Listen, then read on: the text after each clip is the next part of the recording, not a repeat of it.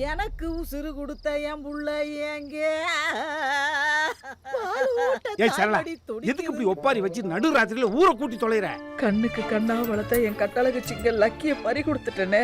மச்சி இவனும் அவங்க அப்பா நம்ம தண்ணீர் ஆறுல அடிபட்டு போனோம். ஐயோ சும்மா ராவ ஊத்த வாய் வச்சுக்கிட்டு. ஒரு கம்ப்ளைண்ட் கொடுக்கணும் சார். என்ன விஷயமா சார்? லக்கியை காணோம் சார். டேய் இது போலீஸ் ஸ்டேஷனா இல்ல பைத்தியக்கார ஆஸ்பத்திரியா? எந்திரிங்க. லக்கியை கிட்னாப் பண்ற அளவுக்கு நமக்கு யார் சரளா எதிரி? இதை ஏன்டா இங்க தூக்கிட்டு வந்தீங்க?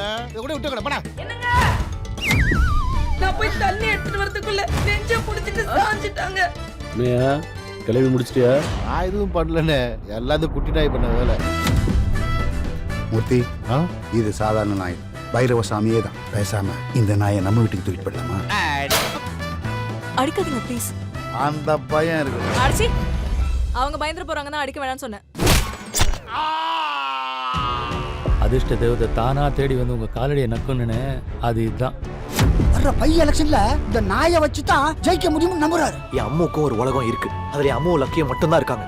அதுல எப்படியாவது நான் லக்கியை கொண்டு போய் திரும்ப சேர்ப்பேன். அணு குண்டே போட்டாலும் சரி, என் லக்கிய நான் காப்பாத்தாம விட மாட்டேன்.